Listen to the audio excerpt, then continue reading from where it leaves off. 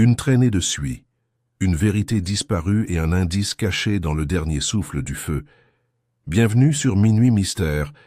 Je suis votre hôte Elias. Cette communauté d'amateurs de mystère ne cesse de s'agrandir. Laissez-moi un commentaire et dites-moi d'où vous écoutez. Votre présence rend cette émission spéciale et j'ai hâte de lire vos réflexions. Entrons dans la fumée et commençons. C'était un matin gris et brumeux du début novembre lorsque je fus tiré de ma chaise dans notre logement de Baker Street par les mouvements singulièrement vifs de mon ami, M. Sherlock Holmes. Le feu s'était réduit à une douce lueur sous la grille et la pénombre à l'extérieur de notre fenêtre reflétait la langueur intérieure, jusqu'à ce que Holmes s'agite comme si un signal invisible l'avait électrisé. Il avait flâné sans énergie toute la matinée, levant à peine les yeux de la pantoufle persane qui contenait son tabac. Pourtant, il se tenait maintenant droit comme un piquet devant la cheminée, les mains jointes dans le dos, son regard perçant fixé sur la porte close comme s'il guettait une apparition. « Vous attendez quelqu'un » ai-je osé, mettant de côté l'édition du matin de Le Times. « C'est vrai » répondit Holmes sans me regarder, « et ils ont exactement 6 minutes de retard, un retard que, dans la plupart des cas, j'attribuerais à une pénurie de taxis à Fitzrovia. Mais dans ce cas, je soupçonne que l'hésitation de notre visiteur est d'ordre plus psychologique. « Un client, alors » demandai-je intrigué. « En quelque sorte, » dit-il. Un parfum à la parisienne, quoique assez léger pour suggérer un abandon récent de ses frivolités. À en juger par les pas que j'ai entendus sur le palier, ils sont non seulement en conflit, mais ça, 3 coups secs à la porte l'interrompirent, et Madame Hudson fit entrer une silhouette grande et mince vêtue d'un manteau, le visage voilé et les mains gantées qui tremblaient en défaisant une broche en laiton. Le brouillard tourbillonna un instant dans la pièce derrière elle, avant que la porte ne se referme. « Vous êtes Monsieur Holmes » demanda-t-elle d'une voix basse mais ferme. « Je le suis. Et voici mon associé, le docteur Watson. Veuillez vous asseoir. Vous venez de la résidence de Marlborough Place, n'est-ce pas ?» Elle sursauta visiblement. « Eh bien oui, mais comment peux-tu savoir ?» Holmes eut un léger sourire. « Le mélange particulier de suie sur votre ourlet est caractéristique de ce quartier, grâce au nouveau conduit de cheminée récemment installé par la municipalité. Ajoutez à cela la légère touche d'encaustique lavande propre à Haldon & Co., un fournisseur utilisé par seulement quelques maisons de Belgravia, et le camé en ivoire absent de votre broche, qui appartient au portrait de Lord Darnley. Dans le salon de Marlborough, n'est-ce pas ?» La femme retira son voile avec un soupir de résignation. Ses traits étaient saisissants.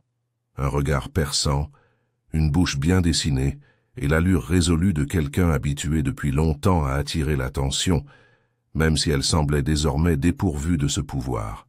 « Je m'appelle Lady Agatha Marbury, » dit-elle, « et je vous prie de bien vouloir m'excuser de ce que je vais vous révéler. Un incident s'est produit au domicile familial, un incident d'une telle singulière et d'une telle gravité que je n'ai pas pu le signaler à la police. Je crains que les implications soient bien trop délicates. »« Vous êtes à la bonne. »« Adresse Lady Marbury, » dit simplement Holmes. « Veuillez poursuivre. » Lady Marbury me jeta un coup d'œil. « Le docteur est-il digne de confiance ?»« Avec ma vie, » dit Holmes. Elle hocha la tête et se pencha en avant, jetant un coup d'œil par-dessus son épaule avant de parler. « Il y a 2 nuits, aux petites heures du matin, notre maisonnée fut réveillée par les cris affolés d'une servante. Elle avait découvert le salon en plein désordre. Le tapis de cheminée avait brûlé, selon un étrange motif circulaire, et les cendres jonchèrent le sol comme si quelqu'un les avait délibérément balayées. Et là, au milieu de la suie, se trouvait ce qui semblait être un dessin, un symbole gravé dans les cendres. L'intérêt de Holmes s'accrut visiblement. Un symbole, dites-vous, décrivez-le. C'était une spirale, avec 4 marques rayonnant en son centre, comme un soleil, mais anguleux et précis. Mon mari a rejeté l'idée, la qualifiant d'absurde, de simple malice du personnel. Mais au matin, quelque chose de bien plus grave s'était produit. Notre majordome, Hawthorne, a été retrouvé mort dans la cave à vin. Un accident, paraît-il. Il est tombé et s'est cassé le cou, mais je n'y crois pas. « À cause des cendres ?» demandai-je. « Non, » répondit Lady Marbury. « À cause de ce que j'ai trouvé dans sa main.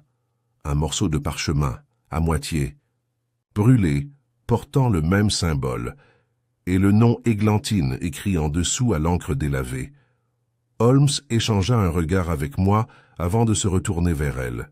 « Et vous désirez savoir, » dit-il, « si cette mort était vraiment un accident ou quelque chose de bien plus délibéré. » Elle inclina la tête. « Exactement, monsieur Holmes. Je crois que la réponse se trouve dans ce dessin et dans un passé que mon mari a longtemps essayé d'oublier. » Les yeux de Holmes brillaient d'une lueur indéniable d'intrigue. Il se tourna vers le feu, sa silhouette se découpant nettement sur la lueur terne. « Watson, dit-il enfin, nous allons immédiatement à Marlborough. Place, il y a plus à apprendre d'une spirale dessinée dans les cendres que d'un mois de rapport de Scotland Yard. » Et avec cela, le jeu était lancé. Le fiacre roulait bruyamment dans les rues automnales de Londres. Holmes était assis, les doigts croisés sous le menton, le regard fixé sur le brouillard mouvant derrière l'étroite vitre. À côté de lui, je serrais mon manteau contre le courant d'air froid et réfléchissais à l'étrange histoire que notre visiteur nous avait rapportée. Le nom Églantine Brett m'était inconnu, son poids et sa signification m'étaient inconnus, mais Holmes l'avait enregistré avec un haussement de sourcils notable, un signe que j'avais fini par interpréter comme une reconnaissance submergée. « Connaissez-vous son nom ?» lui ai-je demandé alors que le taxi passait devant les grilles en fer forgé de Regent's Park. « Je connais plusieurs origines possibles, » répondit Holmes d'un air absent. « Cela pourrait être botanique, symbolique, voire ecclésiastique. L'églantine est un autre nom de l'églantier, et dans les textes anciens, elle est associée au secret et à la douleur cachée. Une fleur de poète, et dans certains milieux un code. Un chiffre, répétai-je. En effet. Mais il ne faut pas préjuger des faits, Watson. Lady Marbury ne nous a offert que le premier tour de serrure. Le reste se trouve à Marlborough, place. À notre arrivée, la morosité de novembre s'était apaisée.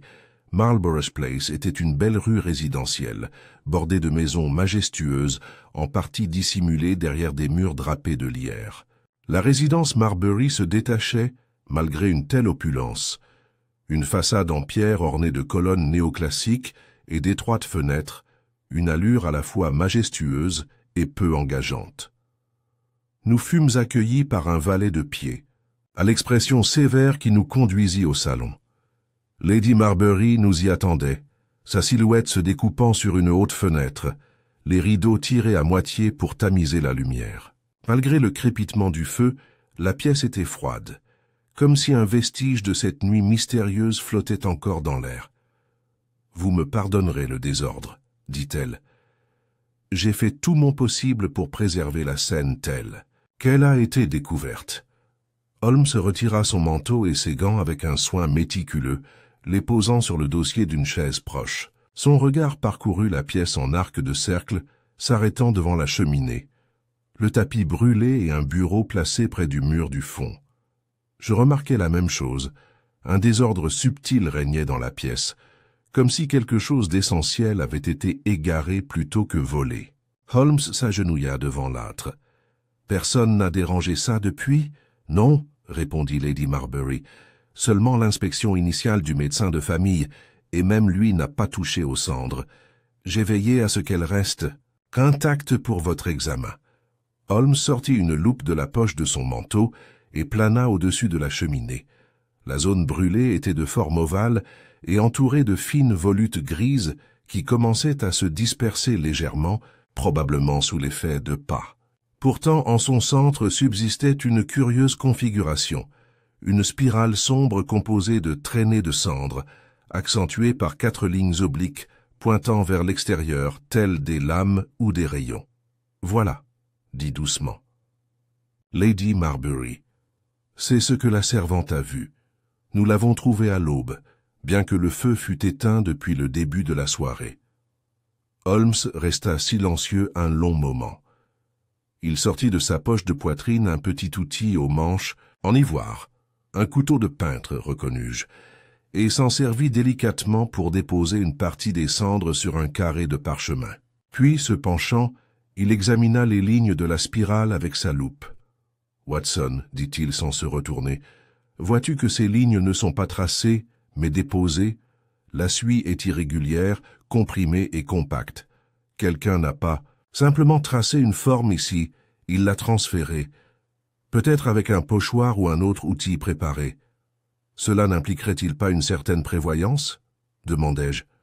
Plus que cela, répondit Holmes. Cela suggère un symbolisme, une intention qui va au-delà de la simple malice ou de la confusion. Le symbole était destiné à être découvert. Lady Marbury était assise dans l'un des fauteuils à haut dossier, nous observant avec une expression visiblement tendue. « Et le parchemin, voulez-vous le voir ?»« Oui, » répondit Holmes, « et tout ce qui a été trouvé sur le défunt. » Elle sonna le valet de pied, qui revint bientôt avec une enveloppe scellée contenant le fragment en question. Holmes l'ouvrit avec précaution, et nous examinâmes tous deux le morceau jauni. Conformément à la description de Lady Marbury, le papier avait été brûlé sur les bords. Une partie d'un symbole, presque identique à celui de l'âtre, était encore visible, et en dessous, à l'encre sépia délavée, le mot unique « Églantine Holmes » posa le parchemin à côté de la spirale sur le tapis. « Tu vois, Watson, une correspondance de forme, de style et d'orientation. Ce n'est pas une coïncidence. » Alors Hawthorne, le majordome, devait savoir quelque chose de son importance, dis-je. Ou était en train de l'apprendre quand... « Il est mort, » murmura Holmes. « Lady Marbury, décrivez-moi Hawthorne, ses habitudes, ses loyautés. » Elle hésita. Il était d'une loyauté irréprochable. Il servait la famille de mon mari depuis son enfance, bien avant que je ne l'épouse. Mais ces derniers temps, j'avais l'impression qu'il était perturbé, distrait. Il se perdait dans la cave à vin, disparaissant plus longtemps que nécessaire. J'ai supposé que c'était l'alcool, même si je ne l'ai jamais vu ivre. « Et votre mari?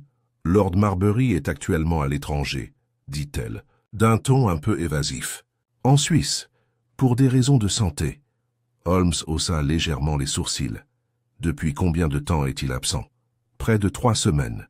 Et pendant ce temps, est-ce qu'il s'est produit autre chose d'inhabituel? » Lady Marbury marqua une pause, et lorsqu'elle reprit la parole, sa voix était devenue presque un murmure. Seulement ceci. J'ai entendu à 2 reprises un bruit au petit matin, comme du verre qu'on frappe, rythmiquement, comme s'il venait de la fenêtre. Mais à chaque fois, je n'ai rien entendu. Holmes se leva et alla droit à la fenêtre, en question. Il examina le rebord, la vitre, le loquet, puis, se tournant vers la plinthe, il s'accroupit et inspecta le bord de la moquette. « Une empreinte de pas, » dit-il enfin en désignant une légère trace. « À peine visible, mais présente. Quelqu'un s'est tenu ici dehors récemment, et dans cet air humide, cette empreinte ne durerait pas plus d'une journée. » Il se leva et se tourna vers Lady Marbury. « Je dois parler à votre mari au plus vite, » dit-il. « Mais en attendant, commençons par la cave à vin. Je soupçonne que ce que Hawthorne a trouvé, ou croyait avoir trouvé, nous fournira notre prochain indice. » Elle nous fit traverser la maison, passant devant des portraits et des lampes à huile, puis descendit un étroit escalier de service jusqu'aux profondeurs plus froides du sous-sol. L'air changea sensiblement à mesure que nous descendions, humide, aigre et vieillot. La porte de la cave à vin était entr'ouverte, grinçant faiblement lorsque Holmes la poussa. C'était une petite pièce en briques, bordée de casiers en bois et de coins ombragés. Une caisse de Bordeaux était renversée, le verre écarté. Holmes se déplaçait parmi les rangées comme un chat reniflant l'air. « Watson, observe la poussière, » dit-il. « Une série d'empreintes, ici, atteint le mur du fond, mais aucune ne revient. » Il tapota la pierre au pied du mur, produisant un faible écho.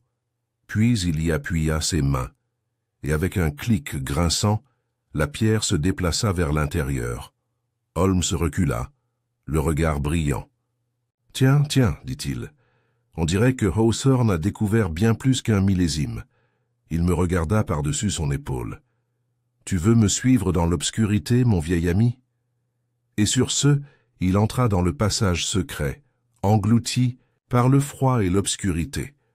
L'air froid nous frappa comme un linceul humide lorsque Holmes s'engagea dans le passage fraîchement découvert. Je le suivis aussitôt, baissant la tête sous la voûte basse en pierre et décrochant la lanterne d'un crochet accroché au mur de la cave. L'étroit couloir qui s'étendait au-delà était en briques brutes et vieillies, avec un sol irrégulier et humide. L'odeur était celle de moisissures anciennes et de terre ancienne et intacte. Le passage était sans doute resté intact depuis des années, voire des décennies. Holmes avançait lentement, prudemment, s'arrêtant tous les quelques pas pour examiner une particularité des murs ou du sol. Son regard, perçant et calculateur, semblait absorber des détails invisibles aux miens. Nous avons continué sur une douzaine de mètres environ avant que le passage ne débouche sur une petite chambre circulaire d'environ 3 mètres de diamètre avec un plafond en dôme juste assez haut pour nous permettre de nous tenir debout. Au centre de la chambre se trouvait un piédestal de pierre bas, poussiéreux et fissuré, sur lequel reposait ce qui semblait être une urne en céramique brisée. L'urne elle-même était en argile rougeâtre, émaillée sur une face avec un pigment vert écaillé. Autour de sa base étaient dispersés des tessons de poterie similaires, certains noircis sur les bords, comme brûlés par les flammes. Holmes s'accroupit immédiatement à côté. « Curieux, murmura-t-il. Cette urne n'est pas de fabrication moderne. Vous voyez le motif ici ?» Il traça une série de gravures à peine visibles sur la courbe restante du récipient. Grecque, ou peut-être romaine. Mais plus importante encore, Watson, regardez les cendres. En effet, mêlé à la poussière et aux fragments, se trouvait un résidu indubitablement semblable à ce que nous avions vu dans le salon ci-dessus, sombre, fin et compacté par endroits, comme s'il avait lui aussi autrefois conservé une forme. Un rituel ? Demandai-je en regardant de plus près. C'est possible, dit Holmes, ou un avertissement. Remarquez la symétrie dans la disposition de ces tessons. Quelqu'un n'a pas simplement brisé cette urne, il l'a repositionnée. Après coup, délibérément. J'examinais la chambre tandis que Holmes poursuivait son examen. Le long du mur, juste sous la courbure du dôme, courait une série de minuscules alcôves, des niches creusées dans la pierre, chacune pas plus grande qu'un point d'homme. La plupart étaient vides, mais l'une contenait les restes décomposés d'un rouleau de parchemin, et une autre, chose inquiétante, un petit amas de plumes liées par une ficelle. Holmes avait remarqué le parchemin et tentait de le soulever avec sa pince. Il s'effondra en partie, mais une section résista suffisamment pour révéler ce qui était écrit à l'encre brune délavée. Il le tourna vers la lueur de la lanterne. « Ce n'est pas de l'anglais, dit-il, du latin, mais de l'archaïque. Je peux à peine distinguer une phrase. La vérité est cachée sous les cendres. La vérité se cache sous les cendres. » Je frissonnais involontairement. L'expression me semblait presque trop juste. Holmes se leva et examina le mur derrière, le piédestal. Il était rugueux et irrégulier à l'exception d'un panneau rectangulaire, toujours en pierre mais plus lisse et orné de légères sculptures. Il le toucha et le panneau bougea légèrement sous sa main.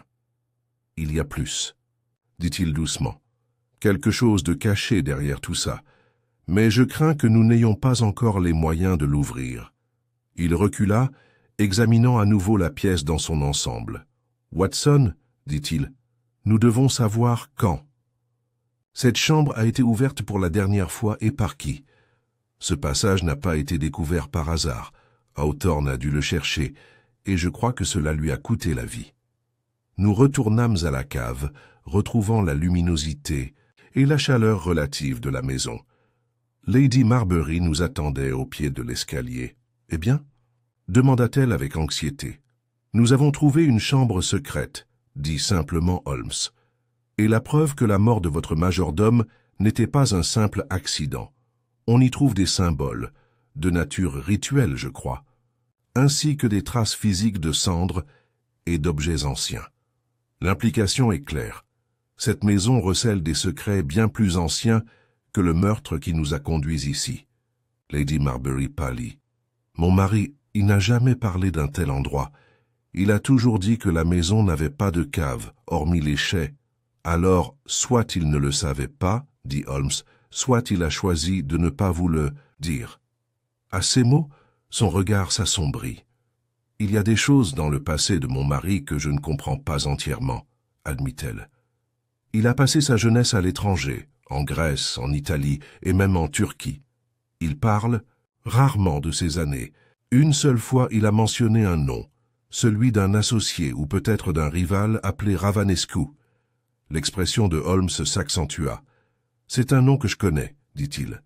Vasil Ravanescu était un antiquaire roumain, collectionneur d'objets et de symboles ésotériques, dont beaucoup touchaient à l'occultisme.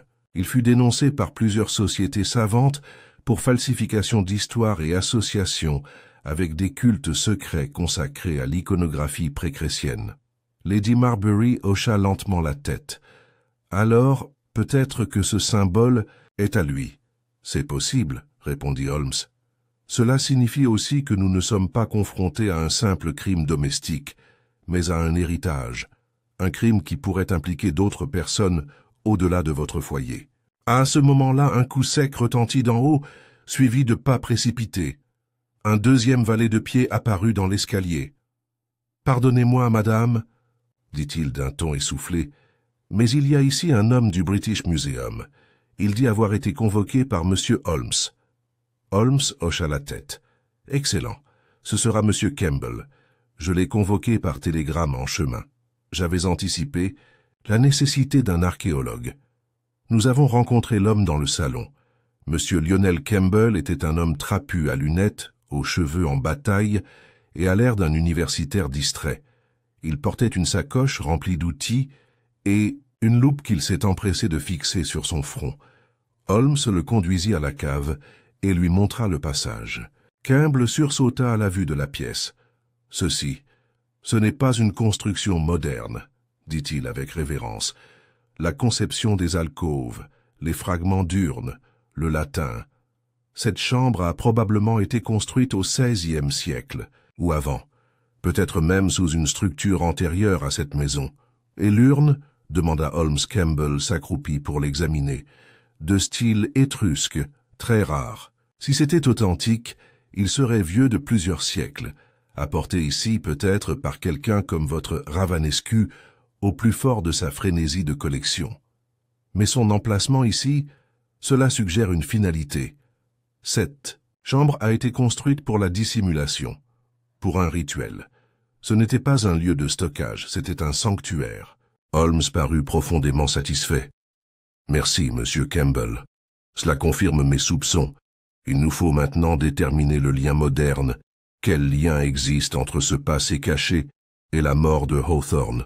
Et bien sûr, le symbole. » Nous retournâmes au salon. Lady Marbury s'était ressaisie au prix d'un effort visible. « Que désirez-vous maintenant, monsieur Holmes ?» demanda-t-elle. « Les lettres de votre mari, » répondit Holmes. « Toute la correspondance des 6 derniers mois. Je crois que quelque chose de son passé est revenu hanter cette maison, et il a déjà coûté la vie à une personne. » Lady Marbury hésita, puis se leva. « Très bien. Je vais les chercher dans son bureau. » Alors qu'elle partait, Holmes s'est tourné vers moi. « Watson, a-t-il déclaré, nous nous trouvons à la croisée de l'histoire et du meurtre. Ce qui était autrefois enfoui, à la fois dans la terre et dans la mémoire, a refait surface dans le présent. » Il regarda de nouveau le feu, où les faibles restes de la spirale persistaient encore dans la suie. « Et quelque chose me dit, dit-il doucement, que ce n'est que le début. » Lady Marbury revint une vingtaine de minutes plus tard, portant un petit coffret laqué qu'elle déposa avec une solennité mesurée sur la table du salon. Il était incrusté de nacre et fermé par une discrète serrure en laiton, qu'elle ouvrit à l'aide d'une petite clé accrochée à une chaîne autour de son cou. « Ce sont les lettres les plus récentes que mon mari a reçues, dit-elle. et quelques copies de ses propres réponses qu'il rédige parfois avant de les dicter. Je ne les ai pas lues depuis son départ. Holmes lui adressa un signe de tête rassurant. « Soyez assurée, Lady Marbury, que la discrétion sera respectée. Ce que nous recherchons n'est pas personnel, mais intentionnel. » Elle inclina la tête et s'excusa de quitter la pièce, peut-être pour permettre à Holmes de préserver son intimité professionnelle, ou peut-être pour échapper à la tension croissante qui s'accrochait à la maison comme le brouillard à l'extérieur de ses fenêtres. Nous étions assis à table, Holmes triant les lettres avec une efficacité éprouvée. Il y en avait peut-être 2 douzaines au total, soigneusement rangées par date. Holmes les répartit en 3 piles, personnelles, professionnelles et inconnues. C'est la 3e qui retint son attention. « Watson, dit-il en me passant, une enveloppe à moitié ouverte. Vois ce que tu en penses. » Le papier à l'intérieur était fin, presque translucide, et sans titre. Le message, rédigé dans une écriture élégante et étrangement formelle, disait « Les cendres cachent, comme toujours. N'oublie pas ton vœu sous le seuil. » L'églantine se souvient. Il n'y avait pas de signature, seulement un petit symbole, une spirale abstraite flanquée de 2 barres obliques, identiques dans sa forme, sinon dans son exécution, à Bizanza, celui dessiné à la suie sur le tapis de la cheminée. « C'est une menace. » ai-je immédiatement dit, ou du moins un avertissement. « En effet, » répondit Holmes, et formulé avec soin pour évoquer la mémoire. « Votre vœu sous le seuil. Il s'agit bien d'une référence à la chambre en contrebas, je le garantis. Cette églantine n'est donc pas simplement une personne. C'est une entité, un concept, peut-être même une société. » Il se leva et commença à marcher lentement devant la cheminée. « Rappelez-vous ce que nous avons vu, Watson. Un majordome mort, une urne brisée délibérément, et un symbole répété comme une invocation. Nous avons affaire à quelque chose qui se croit ancien, quelque chose qui se cache derrière la métaphore et le feu. Une autre lettre, écrite de la même main et sur le même ton, était plus courte. Tu as pris le vaisseau. Tu ne peux pas prendre ce qu'il protège. Si tu essayes, la flamme parlera à nouveau. » Les yeux de Holmes se plissèrent. Cela confirme que l'urne n'était pas simplement décorative. Elle faisait partie d'une construction plus vaste. Peut-être une relique dotée d'une valeur spirituelle supposée. Je me suis retrouvé à froncer les sourcils. « Tu ne le crois pas ? Je crois aux motivations, Watson. Si quelqu'un croit qu'une urne renferme un pouvoir ou qu'un symbole offre une protection, cette croyance peut le pousser à aller très loin. La foi, même dans la fiction, motive l'action. » Holmes parcourut le reste, mettant de côté plusieurs lettres écrites d'une autre main, soignées, carrées et bureaucratiques. Elles portèrent le sceau d'un bureau d'antiquité de Florence. Il en parcourut rapidement une, intéressant. Lord Marbury a demandé l'authentification d'un objet particulier, daté de 4 mois. Une petite statuette en bronze d'Hécate, obtenue auprès d'un marchand privé. Voyez ici le destinataire, un certain Signore Claudio Perugini de Florence. Ce nom me dit quelque chose. Il consulta son carnet et hocha la tête. Oui. Perugini fut impliqué dans une affaire de falsification de reliques et de détournement, d'objets de temples du sud de l'Italie. Alors Lord Marbury s'intéressait aux antiquités illégales, demandai-je. Pas forcément. Mais il était à la limite du possible, et ses contacts suggèrent qu'il n'était pas qu'un simple amateur. Il recherchait quelque chose de précis, des objets à résonance symbolique peut-être. Cette urne ci-dessous n'était pas le seul artefact caché dans cette maison, Watson. Je crois qu'il y en avait plusieurs. À ce moment-là, on frappa à la porte. Madame Hudson entra avec un télégramme sur un plateau d'argent. Holmes le déplia d'un mouvement de poignet et le lut en silence. Puis, il sourit faiblement. « De Lestrade, » dit-il. « Je lui ai demandé de se renseigner sur les antécédents de feu Hawthorne.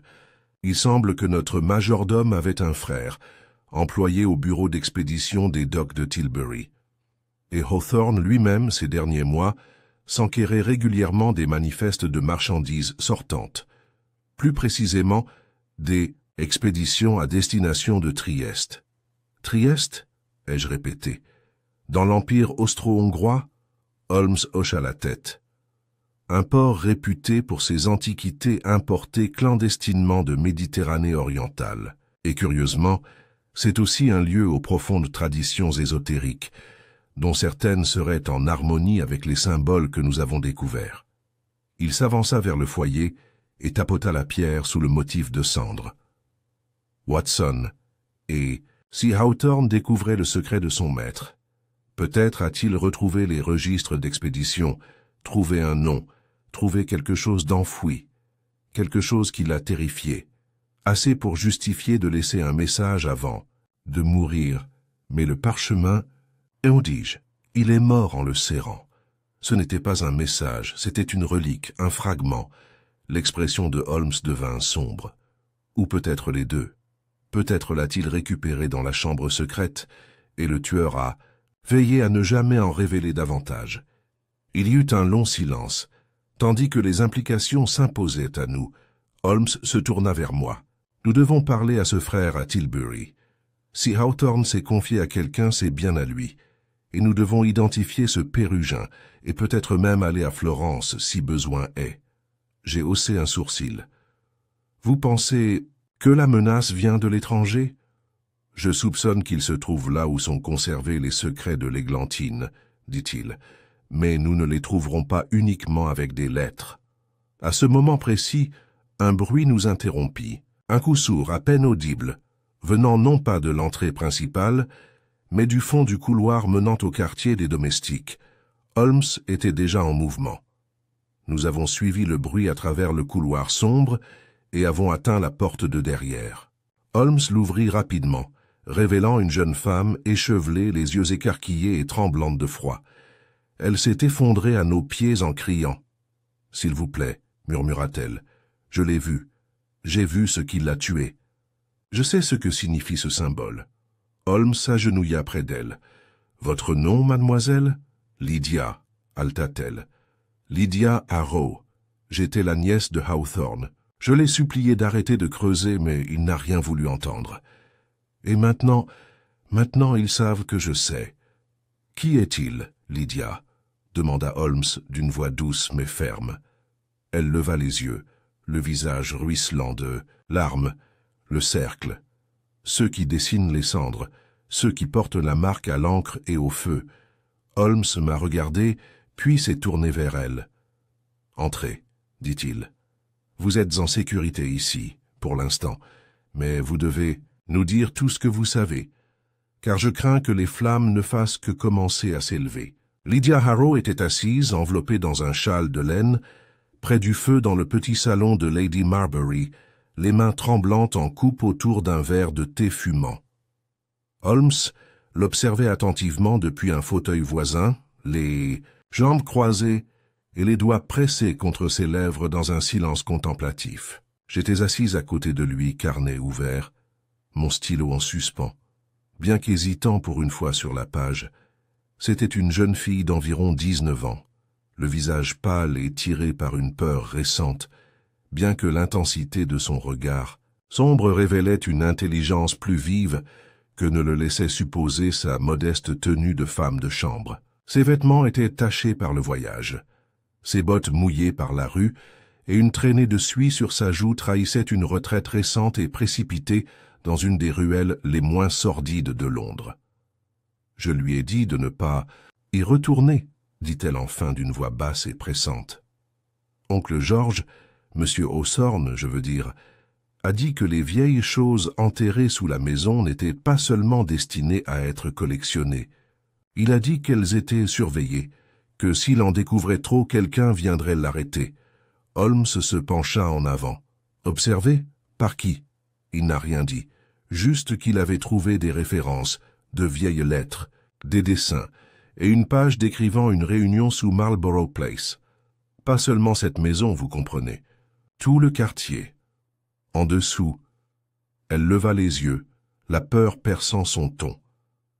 Il a dit que les gens qui sont venus ici il y a des siècles avaient apporté quelque chose avec eux, quelque chose qu'ils ne voulaient jamais retrouver. Et quelqu'un Ou un groupe l'a caché depuis. Holmes tapota ses doigts. Le cercle, dit-il. C'est comme ça que tu les avais appelés tout à l'heure. Lydia hocha la tête. Oui, je n'ai entendu ce nom qu'une seule fois, lors d'une conversation chuchotée entre mon oncle et un autre homme, un certain Monsieur Corven.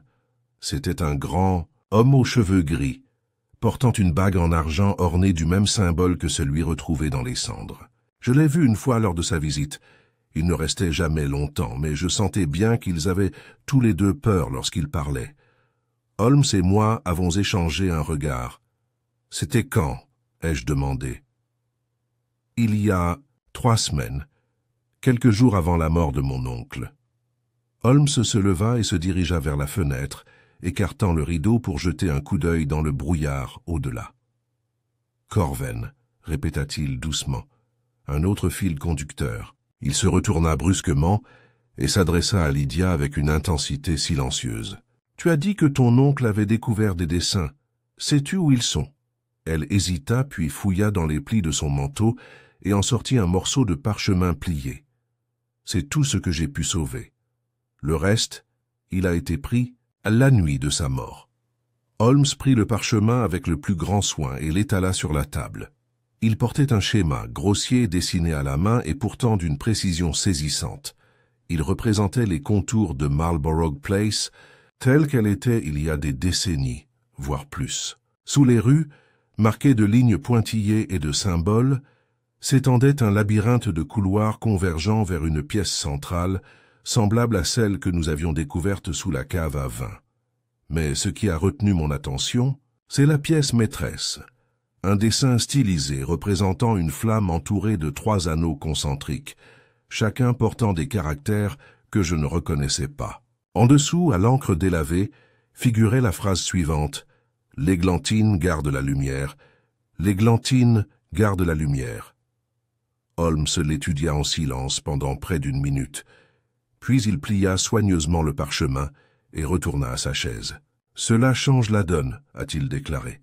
« Nous n'enquêtons plus sur un crime isolé, mais sur les vestiges d'un secret ancestral, gardé non par hasard, mais délibérément. Hawthorne s'est approché de trop près et a été réduit au silence. » Il se tourna de nouveau vers Lydia. « Et toi, tu as couru parce que tu craignais d'être la prochaine. » Elle hocha la tête. « Un homme me suivait ce matin. Je l'ai vu devant mon logement à Paddington. Quand je suis parti, il m'a suivi. Je l'ai perdu dans la foule, mais je savais que je devais venir ici.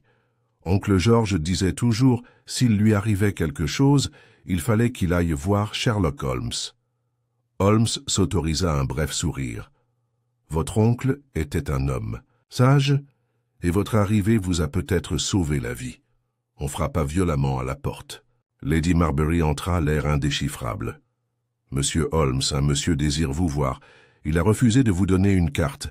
Seulement son nom, Monsieur Elias Corven. » Lydia devint blême.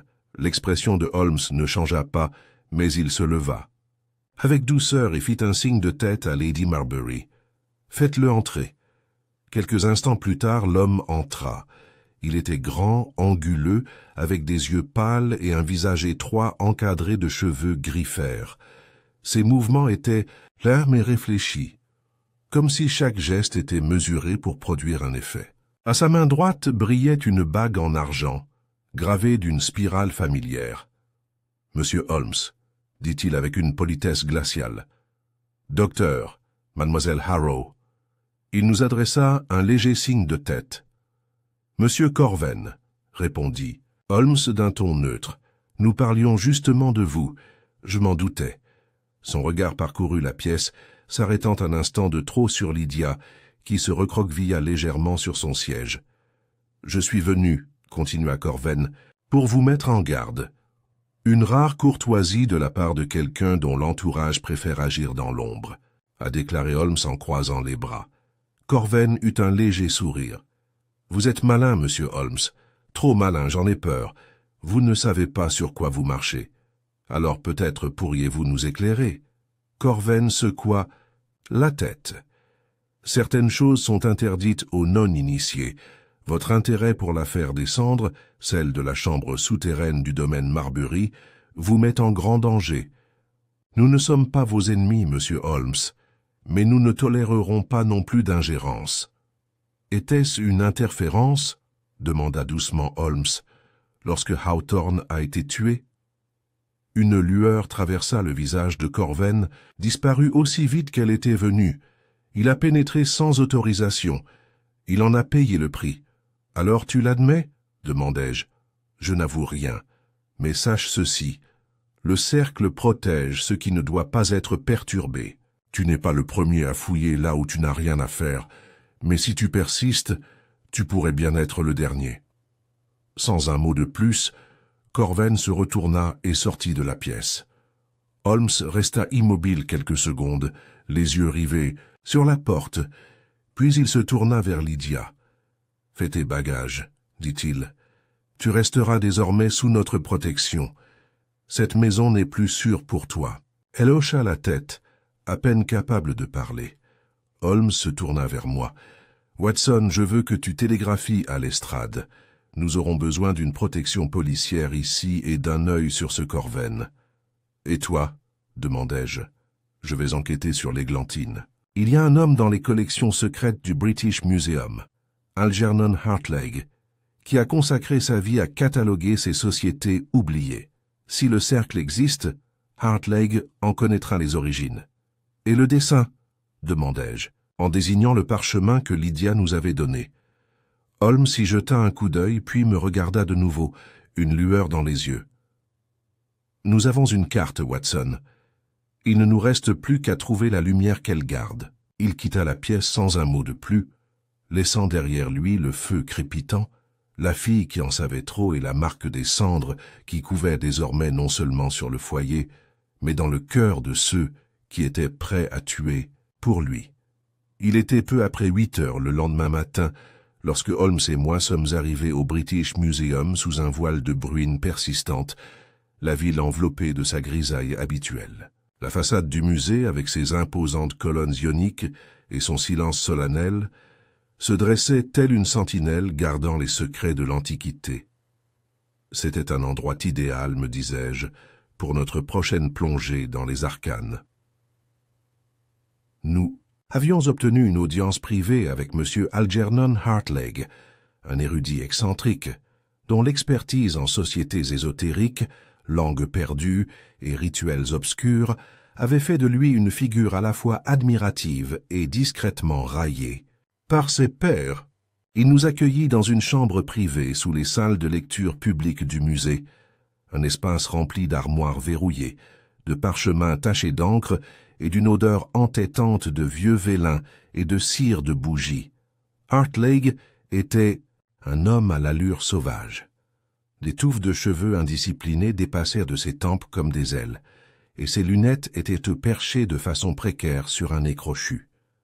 Il accueillit Holmes avec enthousiasme, moi avec une légère indifférence, et le parchemin déplié de Lydia avec une révérence respectueuse.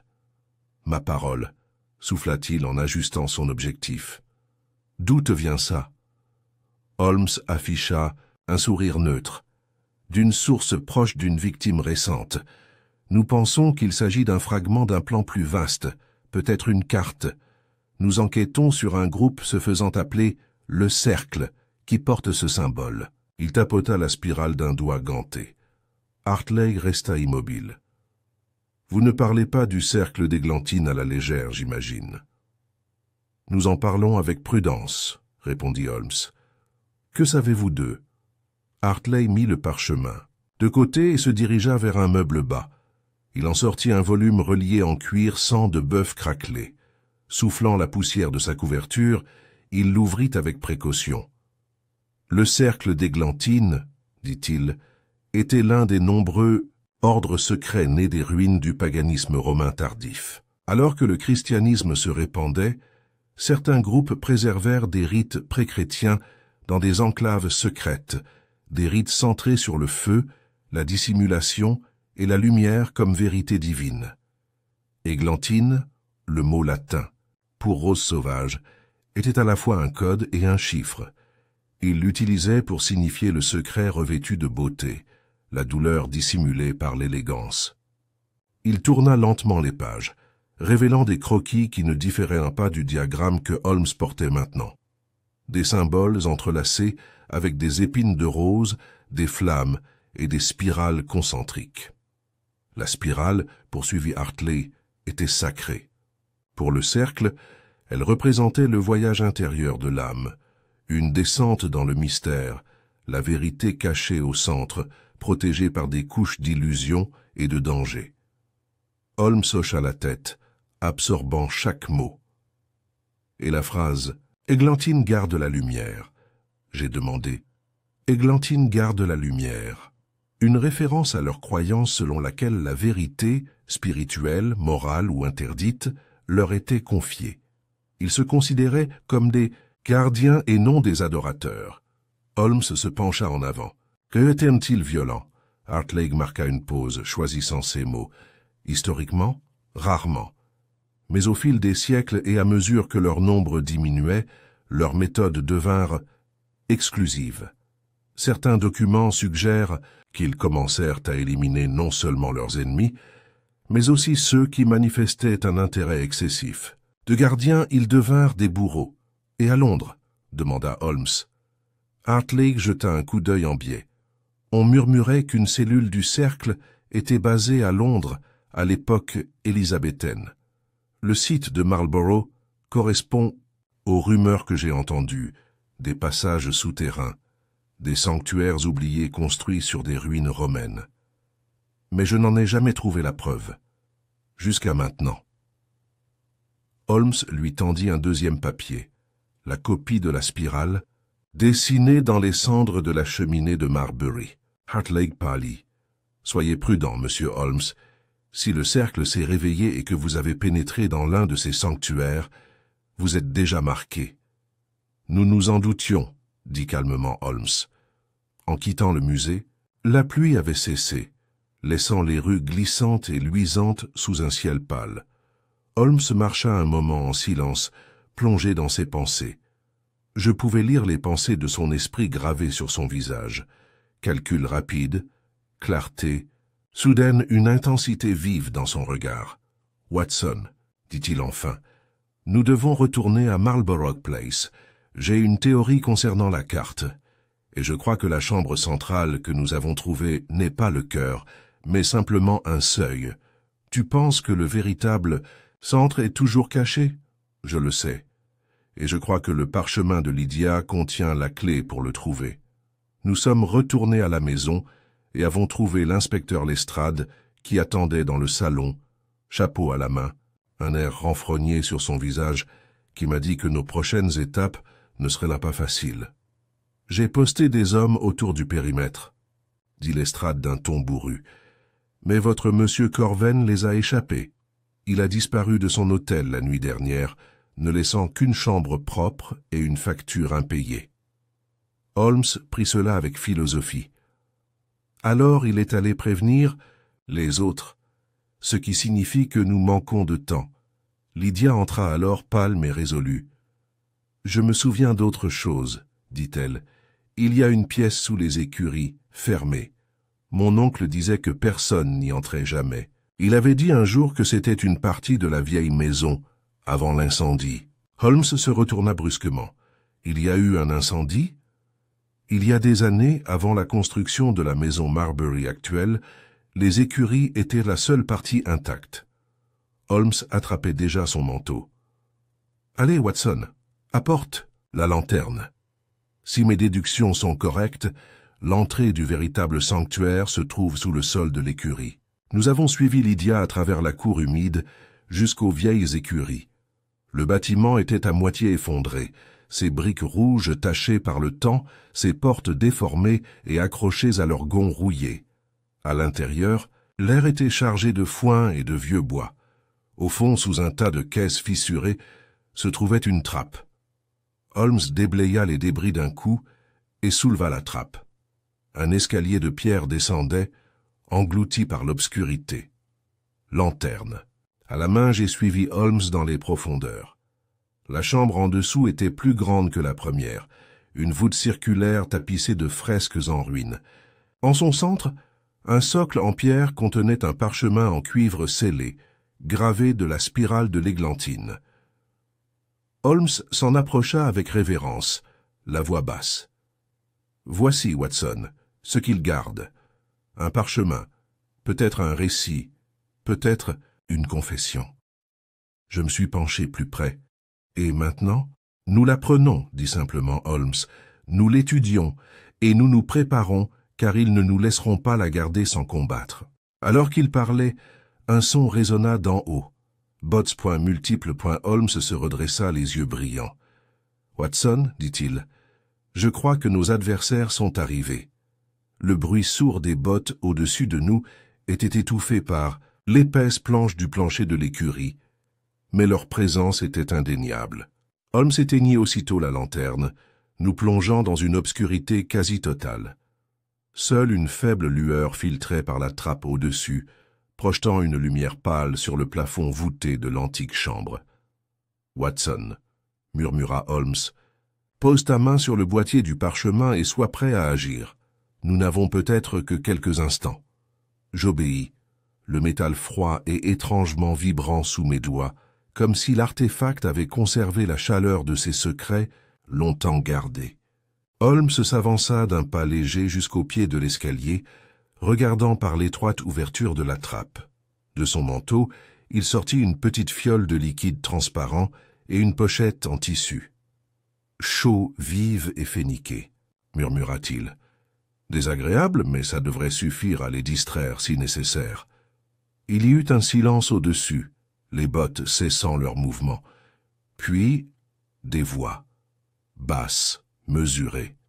L'une d'elles était incontestablement celle de Corven. « Doit être ici. S'ils ont atteint le sanctuaire, nous devons agir vite.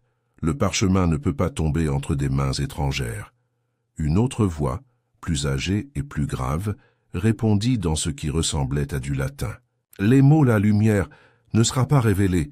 Le feu le prouvera. La lumière ne doit pas être révélée. Le feu jugera. » Holmes se tourna vers moi. Il se demande s'ils doivent sceller la chambre ou descendre pour nous affronter. Dans les deux cas, la violence sera au rendez-vous. « Ne devrions-nous pas fuir tant que nous le pouvons ?» demandai-je. Holmes secoua la tête. « Trop dangereux. Ils ont encerclé les écuries. Mais il y a peut-être un autre moyen. » Il s'approcha du mur du fond de la chambre, tapotant sa surface de coups rapides et précis. Finalement, il marqua une pause, puis appuya contre une section apparemment solide. Dans un sifflement et un grincement sourd, une partie du mur céda, révélant un étroit tunnel, encombré de poussière mais ouvert. Un passage secondaire, une construction romaine, à en juger par l'arche. Probablement une issue de secours. Prenez le parchemin et suivez-moi. Nous nous sommes précipités à l'intérieur juste au moment où la trappe s'ouvrait en grinçant. Un rayon de lumière de lanterne traversa la pièce, illuminant la pièce derrière nous. Les bruits de la descente suivirent. Des bottes heurtant, la pierre, des ordres chuchotés échangés dans une langue que je ne parvins pas à identifier. Le tunnel était étouffant, avec juste assez d'espace pour ramper debout. L'air se rafraîchissait à mesure que nous avancions, notre seule lumière étant une petite bougie tamisée que Holmes avait tirée de sa sacoche. Après 10 minutes de progression régulière, nous débouchâmes dans une cave humide, celle d'un domaine voisin abandonné depuis longtemps. Un casier à vin délabré et des piles de bois de chauffage pourries suggéraient que l'endroit n'avait pas été utilisé depuis des décennies. Holmes expira lentement. « On est tranquille, pour l'instant. » Nous retournâmes à Baker Street sous le voile de la nuit, le coffret à parchemin soigneusement rangé dans le manteau de Holmes. Lydia avait été transférée sous la protection de l'estrade, et Lady Marbury était restée à sa résidence, gardée par des agents. Pour l'instant, du moins, les regards du cercle étaient perdus. Mais je sentais que Holmes savait que ce n'était qu'un répit temporaire. Il était un peu plus de minuit lorsque nous arrivâmes à notre logement. Holmes verrouilla lui-même la porte d'entrée, puis, avec une grande précaution, décacheta le coffret à parchemin à l'aide de ses outils de précision. À l'intérieur, protégé par du lin ciré, reposait un long parchemin remarquablement bien conservé. Dessus, d'une écriture à la fois élégante et austère, figuraient des colonnes de texte latin, entrecoupées de la spirale églantine, redessinée à chaque fois que le mot était écrit. « Tu gardes » apparut. Holmes lut à haute voix. « Nous, les gardiens d'églantine, enfermons la flamme sous la pierre et le serment, jusqu'au jour où la vérité détruira le monde. Que nul ne cherche le centre, car à l'intérieur réside la parole qui ne doit pas être prononcée. Nous portons la douleur pour que d'autres n'aient pas à la voir. Nous oublions pour que d'autres puissent vivre sans fardeau. » Le parchemin continuait avec des invocations, des références au rituel du feu et des serments prêtés par le sang. Puis vinrent les dernières lignes, plus récentes par l'encre et le ton. La maison de Marlborough garde le 3e sceau. S'il se brise, le cercle devra renaître. Quelqu'un l'a déjà oublié. Il doit être réduit au silence. L'églantine ne doit pas faillir. Holmes déposa le parchemin avec beaucoup de soin. Il n'a donc jamais été question de trésor, dis-je lentement, ni de pouvoir, mais de secret, de la préservation d'un savoir caché. Oui, répondit Holmes, et le parchemin n'était pas censé être relu. Ce mot dont il parle, ça pourrait être n'importe quoi. Une vérité qui sape la doctrine, un principe scientifique perdu dans le temps, ou un mensonge si soigneusement entretenu qu'il est devenu réalité. Et Lord Marbury, demandai-je, quelle est sa place dans tout ça? Voilà, dit Holmes, le fil conducteur. Car s'il fait partie du cercle et s'il a fui en Suisse par peur, nous devons le retrouver avant les autres. Un coup à la porte nous interrompit. Holmes se leva prudemment et ouvrit la porte. À notre grande surprise, Lady Marbury se tenait dans le couloir, pâle et tremblante. « Tu dois venir, » dit-elle essoufflée. « C'est mon mari, il est de retour. Nous sommes arrivés à Marlborough Place en toute hâte, les rues encore calmes. Au petit matin. Les agents nous ont accueillis à la grille, l'air perplexe.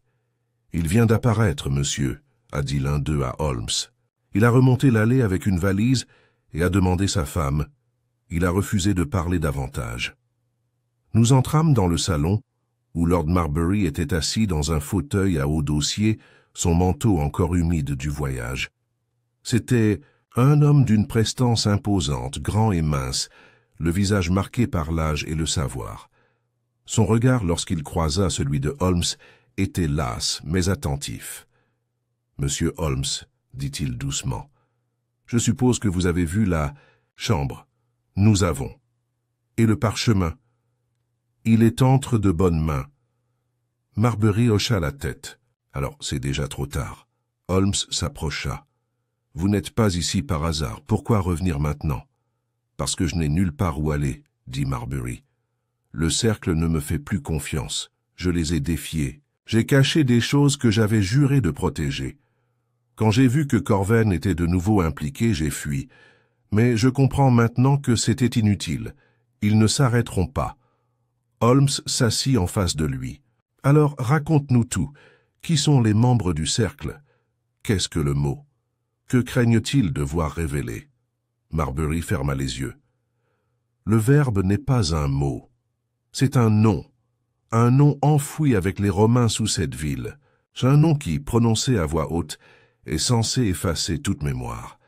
Un nom qui efface l'histoire elle-même. Une superstition, dis-je. Peut-être, répondit Marbury. Mais ils y croient, au point de tuer pour ça. Holmes resta silencieux un long moment. Puis il se leva. Nous devons agir vite, dit-il. Corven va frapper à nouveau. Et cette fois, je crains que ce ne soit pas seulement pour protéger un secret, mais pour anéantir ceux qui se souviennent. Le salon de Marlborough Place régnait dans un silence grave, troublé seulement par le léger tic-tac de l'horloge de parquet près de la fenêtre. Lord Marbury, désormais débarrassé de son manteau et de ses gants, était assis, les épaules affaissées, la lumière du feu creusant de profonds creux dans son visage. Il ressemblait en tout point à l'homme qui avait autrefois fui au-delà des frontières avec d'anciens secrets, et qui revenait maintenant, non pas triomphalement, mais avec résignation. Holmes, marchant de long en large devant l'âtre, rompit le silence. « Vous dites que le cercle croit que ce nom, ce mot, détient un pouvoir d'effacement. Mais, Lord Marbury, vous ne croyez sûrement pas à une telle superstition. » Marbury leva les yeux, la voix basse. « Je ne suis pas idiot, monsieur Holmes. Je ne crois pas que prononcer un nom puisse effacer la mémoire du monde. Mais le cercle, et surtout le Conseil des Anciens, croient davantage au symbolisme qu'aux faits.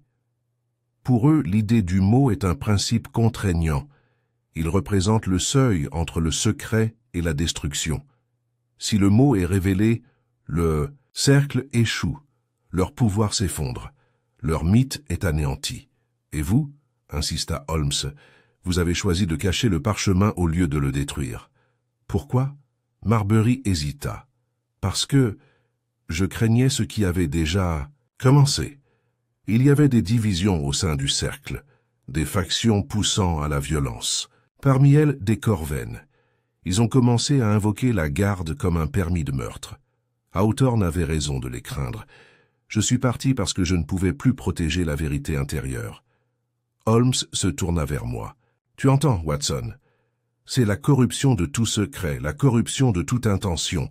Le cercle a été créé pour préserver le savoir.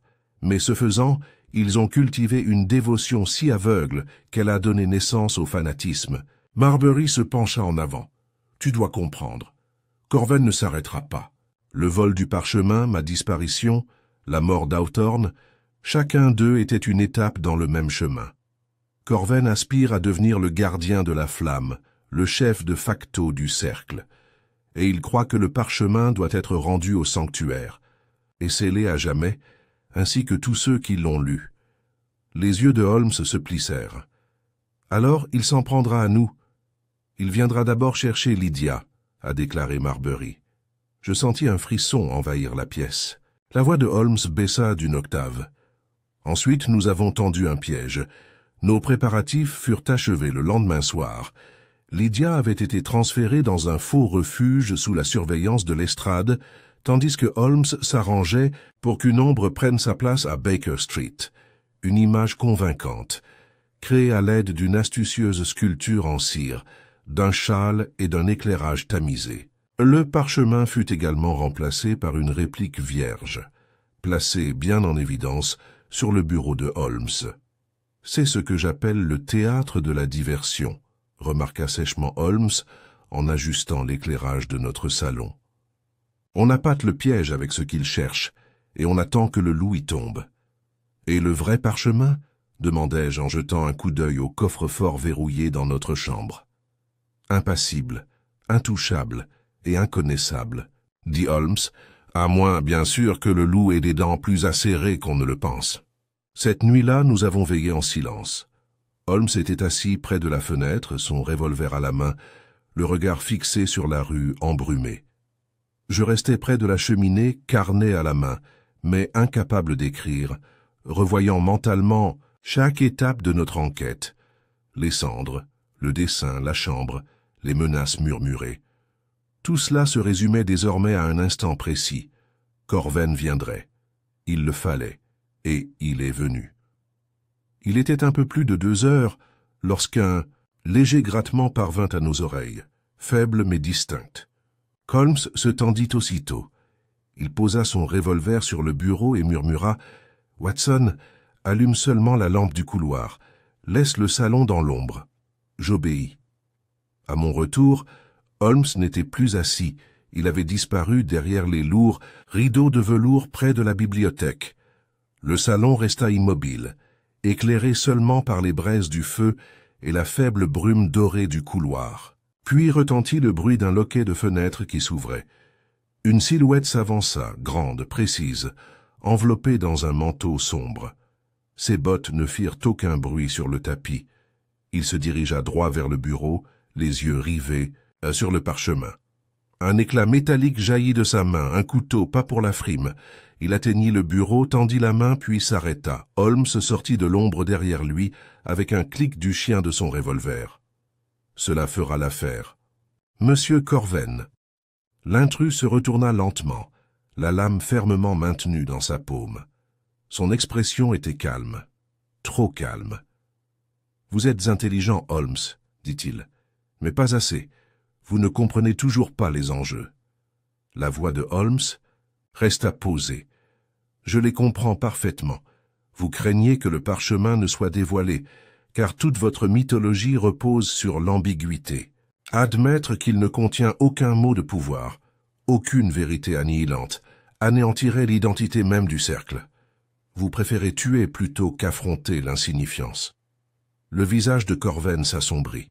« Tu parles comme quelqu'un qui n'a jamais porté de fardeau. Le cercle ne tue pas pour le pouvoir. Nous tuons pour l'équilibre. Le monde n'est pas prêt à accueillir ce qui a été enterré. »« Mais vous l'êtes » demanda Holmes.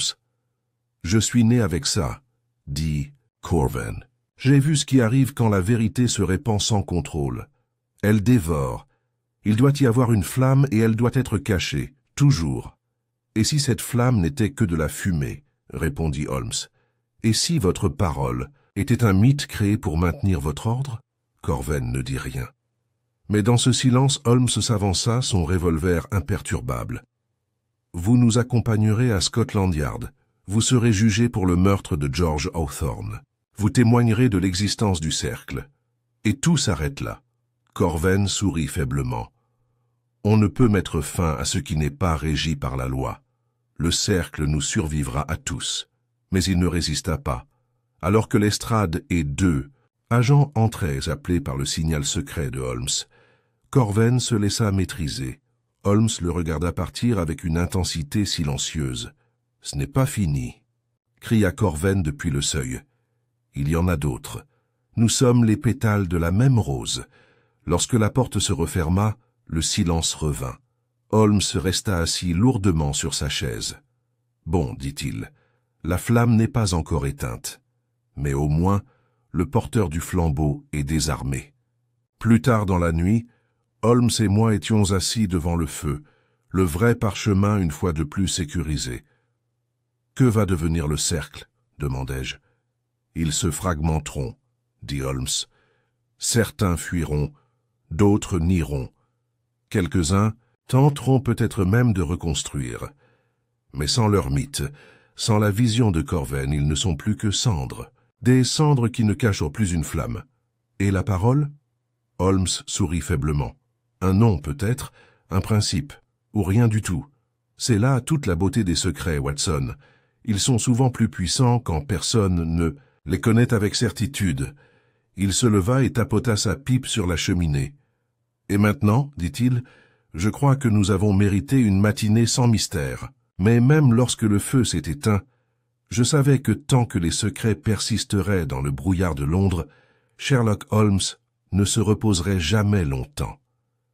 Ce n'est que 2 jours après l'arrestation d'Elias Corven que le calme commença à s'installer non seulement sur Baker Street, mais sur toute l'affaire.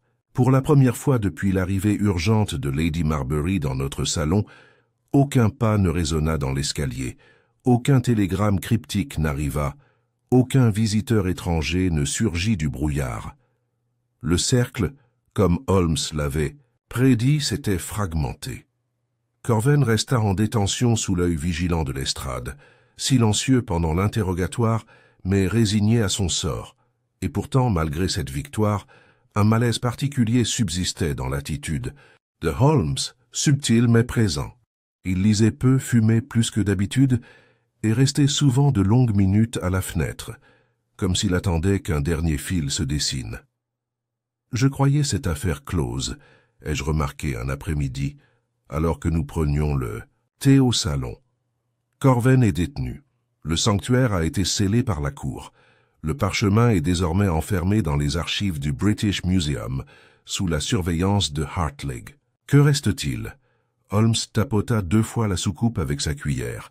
Vous souvenez-vous des derniers mots prononcés par Corven avant que Lestrade ne l'emmène? Il y en a d'autres. Nous sommes les pétales de la même rose. Exactement. Il se pencha en avant, le regard perçant. Ce n'était pas du théâtre, c'était de la tactique. Un avertissement, peut-être même un message. À qui? Pour ceux qui restent, dit Holmes. Corven était bien des choses, mais l'insouciance n'en faisait pas partie. Il savait que son arrestation était inévitable. Il l'a laissé faire? Tu penses qu'il l'a planifié? Ai-je demandé. Je pense qu'il a misé sur le martyr, a déclaré Holmes. En se faisant prendre, il justifie au cercle la retraite et le regroupement. Et en invoquant les pétales, il sous-entend que le cercle n'a jamais été centralisé mais cellulaire. Je fronçai les sourcils.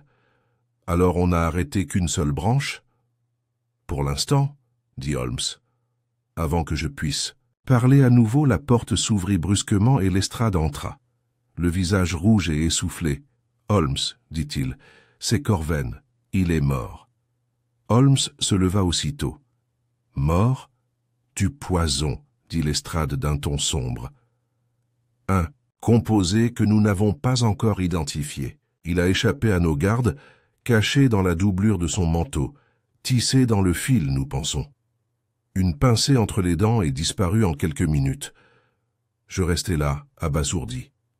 Un suicide? Lestrade hocha la tête. Silence jusqu'au bout. Aucune note. Juste un mot griffonné au dos d'une page déchirée de son exemplaire de Tacite. Continuez. Continuez. Holmes resta silencieux pendant quelques secondes. Puis, il expira bruyamment. Ainsi, le cercle le reprend dans la mort. Et peut-être ce faisant assure-t-il sa survie. Il se détourna de nous, les yeux rivés vers la fenêtre qui s'assombrissait. Dehors, les nuages s'épaississaient au-dessus de Londres et les lampadaires s'allumaient. Ce soir-là, Holmes et moi sommes allés au British Museum pour parler à nouveau avec Algernon Hartlegg. Le bâtiment était solennel et silencieux lorsque nous sommes entrés dans les archives inférieures. Hartlegg nous a accueillis, les mains tachées d'encre et le front plissé. Le parchemin est intact, nous assura-t-il aussitôt, sous clé, derrière une pierre, surveillé en permanence. Mais je ne nierai pas mon inquiétude. La façon dont Corven est mort porte le poids d'un rituel. Holmes hocha la tête. Nous pensons qu'il avait l'intention de protéger autre chose que le parchemin. Dites-moi, monsieur Hartlegg, avez-vous trouvé quelque chose dans le parchemin qui pourrait indiquer des plans futurs, des codes cachés, des références intégrées? Hartlegg désigna son bureau où plusieurs fragments traduits étaient disposés à côté de leurs équivalents latins. Il désigna une ligne en particulier, écrite de la main de Holmes. Et lorsque la lumière renaît de l'obscurité, un nouveau gardien surgit. Et lorsque la lumière renaîtra des ténèbres, de nouveaux gardiens surgiront. Une sorte de poésie. Peut-être, dit Hartlegg. Mais pris au sens littéral, cela ressemble à une succession. Le cercle espère renaître. Les yeux de Holmes se plissèrent. Où l'a déjà été? Hartlegg s'approcha d'une table basse et souleva une nappe. Dessous se trouvait un second parchemin, non pas ancien, mais récent. Un symbole y était dessiné, la spirale de l'églantine, mais modifiée. Au lieu de 4 rayons, il y en avait 5. Ceci, dit-il doucement, a été livré hier dans une enveloppe non marquée, sans mots, sans cachet, déposé à l'entrée du musée. Holmes le fixa pendant un long moment. Un message, dit-il. Une 5e flamme. Il s'est tourné vers moi. Watson, nous devons retourner à Marlborough Place immédiatement. Le domaine de Marbury était étrangement silencieux en l'absence de Corven. Lord Marbury lui-même s'était enfermé dans son bureau, ne communiquant que par l'intermédiaire de Lady Marbury, qui nous accueillit à la porte avec un air de soulagement et de lassitude. « Il a peu parlé, » dit-elle en nous conduisant, au salon. « Mais hier soir, je l'ai trouvé en train de brûler des papiers dans la cheminée. Je n'ai pas vu ce que c'était. » Holmes se pencha en avant. « A-t-il prononcé le nom « continuar » Elle secoua la tête. « Non, mais il n'arrêtait pas de murmurer quelque chose. Je croyais que c'était du latin, mais maintenant je me demande... C'était une liste, 5 noms. Non prononcés, mais murmurés, comme un chant. » Holmes se leva aussitôt. Watson, son bureau. Nous arrivâmes dans la pièce et trouvâmes Lord Marbury endormi sur une chaise, une carafe vide à côté de lui et des cendres encore fumantes dans la cheminée. Holmes se dirigea droit vers le bureau et commença à fouiller les tiroirs. Il finit par trouver une feuille de parchemin pliée, moderne et impeccable, et l'ouvrit. Il portait 5 noms. 2 étaient barrés, dont celui de Corven. Les 7 autres, Camille de Borde, Franz Keller, Sojiro Kameda. Pas britannique, ai-je dit. Non, répondit Holmes. Continental, répandu à travers l'Europe et l'Asie. Le cercle n'est pas seulement en régénération, il est mondial. Il se tourna vers moi. Nous devons prévenir le Yard et contacter les affaires étrangères. Ces noms ne sont pas les vestiges d'une secte, ce sont des successeurs. Un nouveau cercle, une 5e itération. Lord Marbury s'agita alors, les yeux écarquillés. « On ne peut pas les arrêter, » murmura-t-il. « Ça ne finit jamais, ça ne fait que dormir. » Holmes s'accroupit à côté de lui. « Dis-moi la vérité. Es-tu toujours l'un d'eux ?» Marbury fixait le feu. « J'étais gardien. J'ai enterré le parchemin. J'ai essayé de le garder secret. Mais j'ai échoué. » Le regard de Holmes ne vacilla pas. « Alors aidez-nous à y mettre fin. Dites-nous où aura lieu la 5e réunion. » Marbury le regarda. « Ce sera au solstice, à Vienne, sous la crypte de Saint-Rupert. » Holmes se leva lentement, le visage sombre et assuré. « Ensuite, nous irons à Vienne. » C'est sous le ciel hivernal morne de Vienne que Holmes et moi nous sommes retrouvés au matin du solstice. Notre souffle embué dans l'air vif, nos pas résonnant dans les rues pavées qui serpentaient comme des veines à travers la vieille ville. La cathédrale Saint-Rupert se dressait devant nous, sa tour romane projetant une ombre allongée sur les pierres durcies par le gel, ses étroites fenêtres en lancettes sombres et immobiles. Peu de personnes s'éveillaient à cette heure précédant l'aube, et pourtant Holmes, toujours à l'écoute d'atmosphères que la plupart des hommes ignoreraient, semblait percevoir dans l'air la pulsation même de l'attente. Nous avions fait le voyage sous de fausses identités. Holmes, vicaire anglican en pèlerinage, moi son dévoué secrétaire. Le ministère britannique des Affaires étrangères, informé par l'estrade et alarmé par l'ampleur du pouvoir du cercle, avait organisé un passage en toute sécurité à la douane et dépêché un contact à Vienne.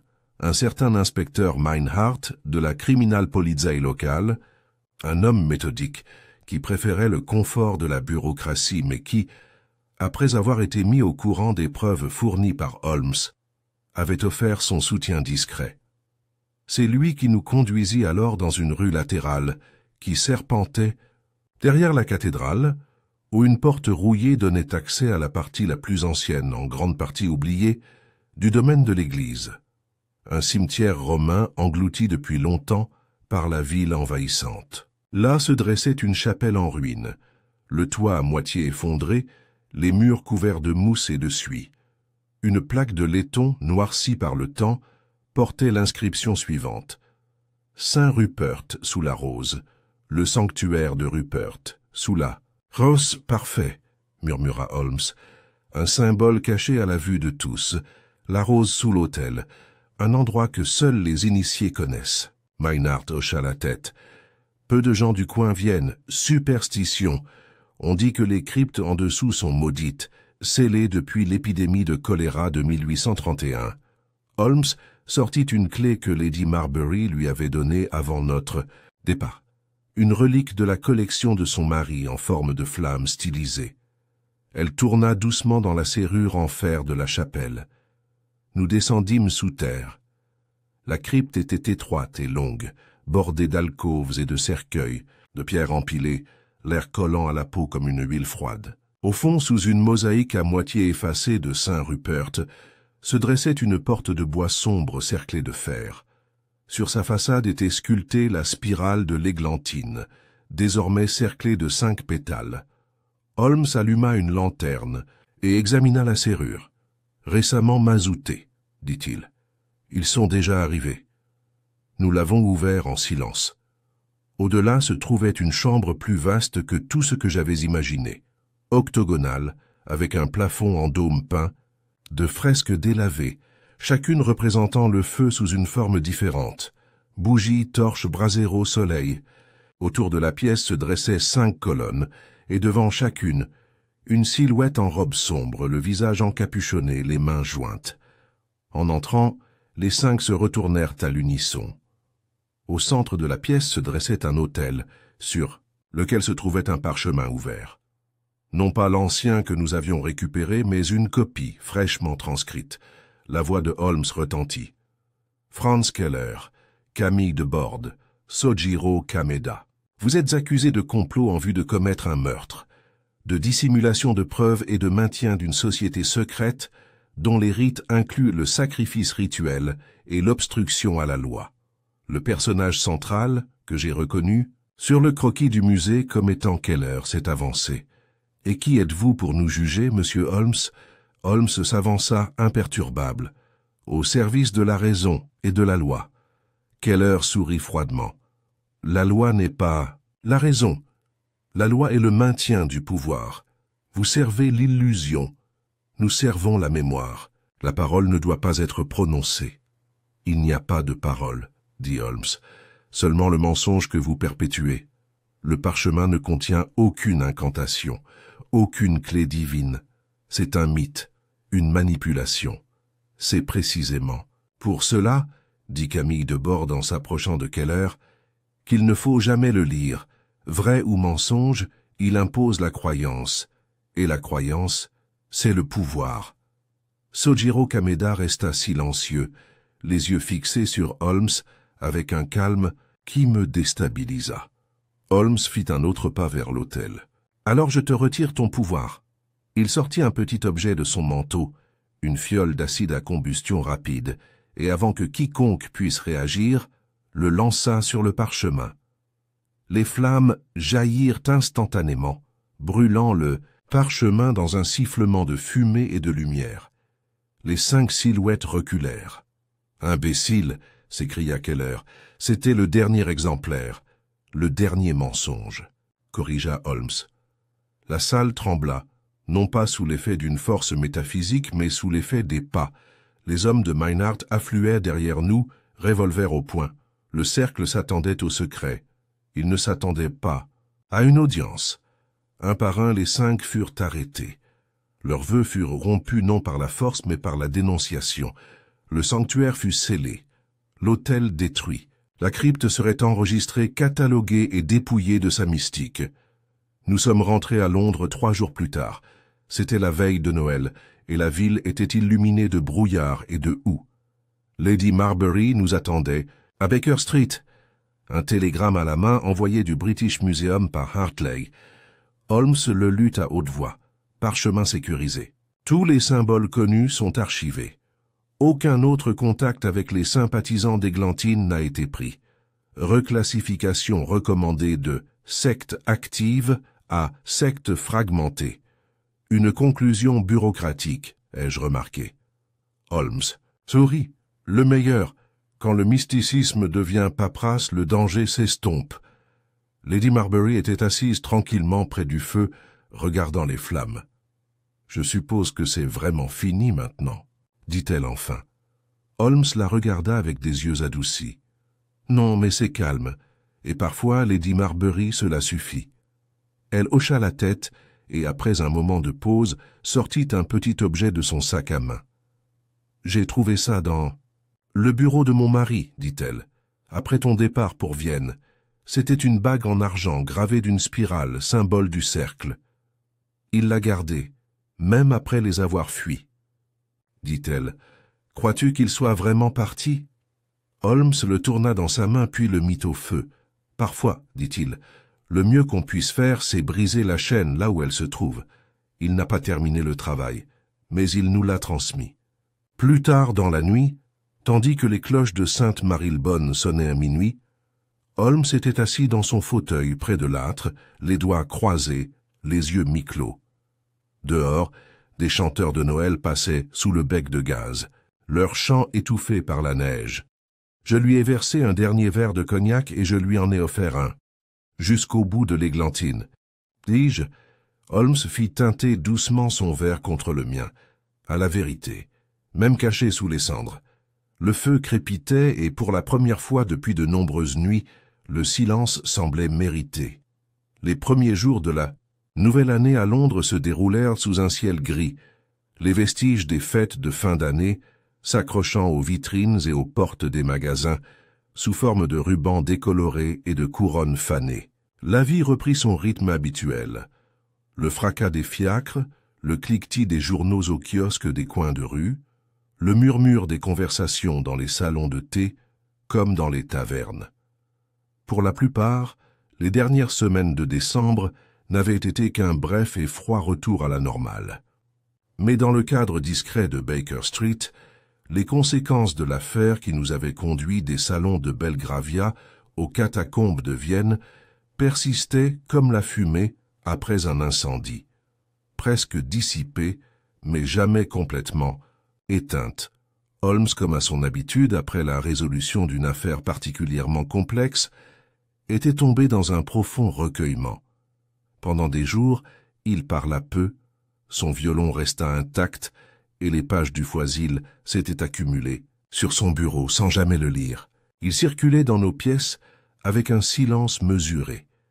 Et bien que son regard fût toujours aussi perçant, il y avait en lui une ombre de contemplation que je n'avais pas souvent vue, sauf peut-être dans les rares cas où la frontière entre déduction et philosophie s'estompait. C'est le 3e matin de janvier que je le trouvais assis près de la fenêtre, la longue pipe d'argile noire posée entre ses doigts, éteinte. Dehors, un léger brouillard filtrait à travers les cheminées, adoucissant les angles de la ville en silhouette pâle. « Vous êtes inhabituellement silencieux », dis-je en versant du thé et en m'installant en face de lui. Pas de télégramme, pas de nouvelles commandes. Il secoua la tête sans quitter le verre des yeux. « Londres dort, Watson. Ou peut-être que je l'écoute simplement respirer. » J'ai eu un petit rire. « Tu as une voix presque poétique. » Holmes se tourna enfin vers moi. « Vous êtes-vous déjà demandé, Watson, ce qu'il advient d'une vérité trop dangereuse pour être dite ? » « J'imagine que cela attendra, dis-je, que le monde soit prêt pour cela. » Holmes hocha lentement la tête, ou jusqu'à ce que ce soit complètement oublié. Il tapota sa pipe contre le rebord de la fenêtre. Le cercle n'avait pas tort de croire que les idées peuvent détruire, mais il se trompait lourdement en supposant que le secret pouvait préserver la vertu. La vérité, une fois enfouie, ne se décompose pas. Elle fermente. Et dans l'obscurité, même la lumière peut être corrompue. Je l'ai observé un instant avant de répondre. « C'est ça qui te tracasse maintenant, que nous ayons détruit le parchemin ?» Il esquissa un léger sourire. « Pas du tout. Le parchemin n'était qu'un simple récipient. Sa valeur résidait dans ce que les autres croyaient qu'il contenait.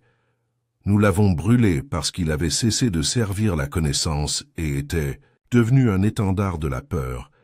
Mais la croyance, la nécessité de protéger le mystère demeurera. » On frappa doucement à la porte. C'était Madame Hudson, portant un colis emballé dans du papier Kraft ordinaire. « Pour vous, Monsieur Holmes, » dit-elle, sans adresse de retour. Holmes le prit avec intérêt. Le paquet était fin et solide, soigneusement emballé. Il l'ouvrit avec précaution, révélant un seul objet, un livre, le traité du feu, un texte théologique obscur du XVIe siècle. À l'intérieur de la couverture se trouvait une note, écrite d'une écriture étrangère, précise. Le cercle est dispersé mais pas effacé. 5 est devenu 3. 3 peut devenir 1. Les cendres n'ont jamais été la fin.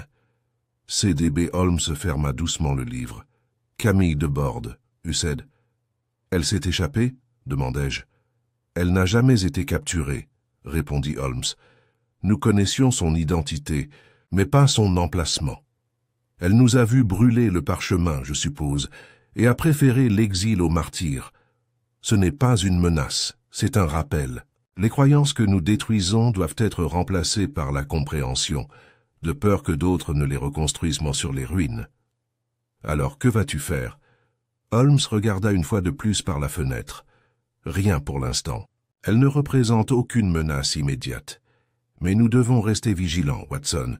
le cercle pourrait renaître, non pas sous forme de personnages en robe dans des cryptes, mais sous forme d'idées déguisées en érudition, en influence ou en politique. Nul besoin d'une spirale gravée dans l'argent pour garder un secret. Parfois, le silence est le meilleur moyen de le garder. Il se leva et s'étira. « Mais voyons, dit-il, retrouvant un peu de son ancienne vivacité. Nous avons vécu assez longtemps dans l'ombre. Il y a des vérités plus subtiles à découvrir.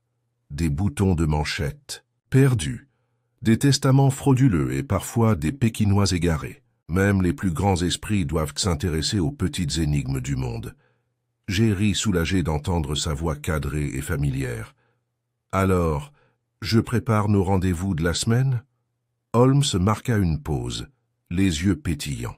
« Vas-y, n'hésite pas, mais pas avant un bon petit déjeuner. J'ai enfin retrouvé l'appétit, et les harengs de Madame Hudson sont un mystère à résoudre chaque matin. » Alors qu'il sortait de la pièce, je jetai à nouveau un coup d'œil aux livres posés sur la table.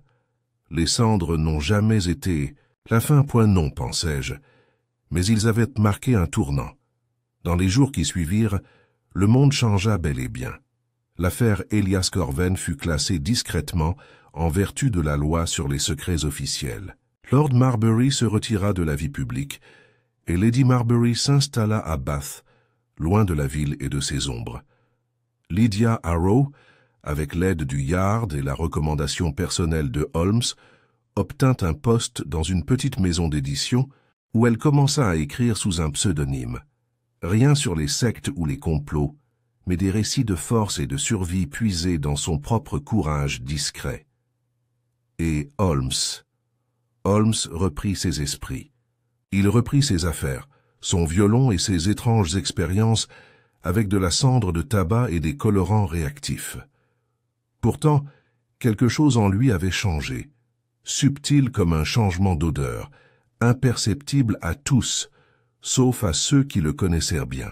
Il y avait désormais dans son regard une patience plus profonde, une conscience plus aiguë de l'immensité des croyances et de la délicatesse avec laquelle il faut appréhender un monde bâti, non seulement sur la logique, mais aussi sur le mythe, la mémoire et le mystère. Peu de temps après, lors d'une soirée tranquille, je le trouvai dans le salon en train de parcourir un volume de Marc Aurèle, la lumière du feu projetant des ombres ambrées sur son visage. « Dites-moi, Holmes, dis-je, est-ce que vous referiez tout ça ?» Il leva les yeux, pas surpris par la question. « Oui, dit-il, mais j'enterrerai le parchemin 2 fois et brûlerai le mythe une 3e fois pour faire bonne mesure. » J'ai levé mon verre. Au mythe brûlé dans les cendres, Holmes fit teinter les siennes contre les miennes, et à la vérité qui surgit, toujours dans la fumée. Dehors, le brouillard s'étendait doucement sur Baker Street, tel un voile familier sur une ville en constante évolution. Et dans la chaleur de nos chambres, un autre chapitre, fait de mystères, de dangers et de découvertes, s'achevait silencieusement et bruyamment. Plusieurs mois s'écoulèrent à un rythme soutenu après la dissolution du cercle. Le printemps s'installa à Londres, par touches de couleurs douces. Des crocus pâles bordèrent les parcs. Des marronniers bourgeonnaient le long des avenues et le ciel matinal prenait une nouvelle clarté. Pourtant, malgré ce renouveau extérieur, de la ville, le souvenir de l'affaire que nous avions fini par appeler l'affaire Églantine restait vivace dans mon esprit, et je le soupçonnais dans celui de Holmes. C'était un mardi de fin mars, lorsque je reçus un mot inattendu, adressé en caractères étrangers délicats et portant un modeste timbre italien. Je trouvai Holmes à son poste habituel, près du feu, triant la correspondance du matin en piles plus ou moins indifférentes. « Une lettre de Florence, » dis-je, sans expéditeur, sans cachet. Holmes me tendit la main en silence, et je la lui tendis. Il l'ouvrit avec son canif, scrutant du regard la feuille qu'il contenait. Au bout d'un moment, il me l'a tendue. On pouvait y lire « À Monsieur Sherlock Holmes, il est des vérités qui ne s'éteignent pas par le feu. Il est des noms qui ne sont jamais prononcés à voix haute. L'un des nôtres demeure. Vous avez détruit le parchemin, mais pas le souvenir. Il vit, caché, dans des lieux que vous n'avez pas encore parcourus, dans des archives mal étiquetées, dans des esprits qui n'ont pas oublié. Nous n'avons plus besoin de le protéger, mais d'autres le feront. Tu as eu raison de le brûler, et tort de croire que c'était la fin. CDB, il n'y avait pas de signature au-delà des initiales, mais nous connaissions tous les deux l'écriture. Camille de Borde, Holmes, plia soigneusement le papier et le plaça sur la cheminée. Elle. « C'est retiré, mais n'a pas disparu », a-t-il déclaré. Elle n'a pas l'air amère, ai-je remarqué, résignée. Elle a toujours été plus philosophe que zélote, dit Holmes. C'est Corven qui a donné au cercle son élan. De Borde lui a donné son âme, et comme toute âme abandonnée par sa foi, elle cherche désormais un but. J'ai réfléchi. À nouveau à ces mots, d'autres le garderont. Pensez-vous qu'un autre cercle va naître?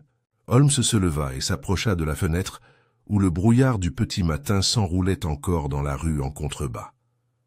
Avec le temps, peut-être, dit-il, mais pas sous la forme que nous connaissions. Pour que le mythe survive, il doit évoluer. Ce que de Borde évoque n'est pas une résurrection, mais une transformation. L'idée du secret perdurera, mais peut-être moins comme religion et davantage comme résistance. Résistance à quoi? Demandai-je. À la transparence, répondit-il, à un monde où rien n'est caché, rien n'est sacré. Certains chercheront toujours à préserver le mystère, non par malveillance, mais par crainte qu'une lumière excessive n'en ternisse le sens. Il se détourna de la fenêtre en soupirant, mais cela ne nous concerne pas. Nous ne poursuivons pas les ombres du futur, Watson. Nous éteignons simplement celles qui menacent le présent. On frappa à la porte d'un ton vif et professionnel. Madame Hudson entra avec un télégramme. « Pour vous, monsieur Holmes, dit-elle, de Scotland Yard. » Holmes l'ouvrit et lut à haute voix. « Urgent arrêt, professeur disparu de Caius Arrêt. Symbole trouvé dans la bibliothèque. Arrêt demande de présence Cambridge Arrêt, Lestrade. » Holmes me regarda avec un léger sourire. On dirait que notre vieil ami est avide de découvrir de nouvelles conspirations. Ou peut-être, dis-je en me levant, les cendres ne se sont pas encore complètement refroidies. 2 jours. Plus tard, nous nous trouvions sous la voûte de la bibliothèque Wren à Cambridge, où l'air embaumait le vieux papier, la pierre et les secrets. Holmes étudiait l'objet en question. Un recueil de sermons intercalés datant de 1692, récemment découvert dans des archives oubliées par un doctorant étudiant les effets de la réforme sur la structure des sermons. À l'intérieur du livre, à l'intérieur de la couverture arrière en cuir, se trouvait un dessin, la même spirale. Cette fois flanquée non pas de 4 ou 5 rayons, mais de 7, chacun marqué d'une lettre, A, D, C, L, S, K et V. Holmes passa un doigt ganté sur l'encre, longtemps effacé mais reconnaissable entre mille. « Ce dessin date du début du XVIIIe siècle, » murmura-t-il. « Les racines du cercle sont plus profondes qu'on ne l'imaginait. » Lestrade, qui se tenait maladroitement à proximité, son chapeau à la main, s'éclaircit la gorge. « Vous pensez qu'il opérait ici, à Cambridge ?» Holmes secoua la tête. « Je pense qu'ils ont semé des graines là où le savoir se concentrait. Il ne s'agissait pas seulement de cacher un parchemin.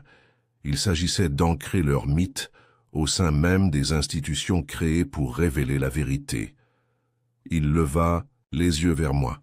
« Réfléchis, Watson, ce n'est pas un vestige, c'est une promesse. La spirale se reproduit non pas comme un symbole de clôture, mais de continuité. Nous sommes rentrés à Londres ce soir-là avec plus de questions que de réponses. Plus tard, ce mois-là, Holmes se réunit avec quelques collègues de confiance au club Diogène. Mycroft Holmes était présent, tout comme le docteur Charles Lytton, qu'à Oxford, et 2 archivistes de la Royal Society. Ils évoquèrent l'héritage du savoir secret en Europe, documents cachés, découvertes occultées, codes oubliés, révélant des vérités trop périlleuses pour être publiées.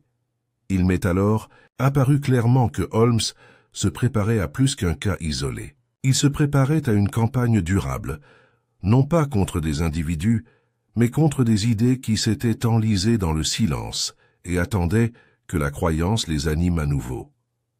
Ce soir-là, pendant le trajet en taxi qui nous ramenait à Baker Street, Holmes était inhabituellement silencieux. J'ai attendu, sachant pertinemment qu'il valait mieux ne pas l'interrompre en pleine réflexion. Quand nous sommes arrivés à la maison, il s'est tourné vers moi avant d'ouvrir la porte.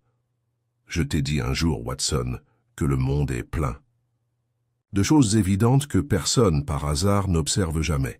« Je m'en souviens bien, dis-je. » Il hocha la tête. « Le cercle nous a appris autre chose, que le monde est aussi rempli de choses non consignées, cachées non pas dans la complexité, mais dans la simplicité. Nous regardons au-delà du silence parce que nous craignons son poids. C'est là qu'ils ont bâti leur sanctuaire, non pas sous la pierre, mais dans des présupposés. » Il sourit faiblement, un sourire teinté à la fois de satisfaction et de lassitude. « Et maintenant, le vrai travail commence. Ainsi se conclut l'affaire du secret enfoui dans les cendres, une affaire non pas close, mais enchevêtrée, telle la spirale qui la définissait. Holmes allait devoir affronter bien d'autres énigmes au cours des années suivantes, mais aucune ne le toucherait autant que le cercle, car il y trouvait non seulement un mystère à résoudre, mais une vérité à affronter. Cette croyance, une fois libérée, est un feu plus durable que n'importe quel fait, et même si les cendres se sont refroidies, les braises brillaient encore.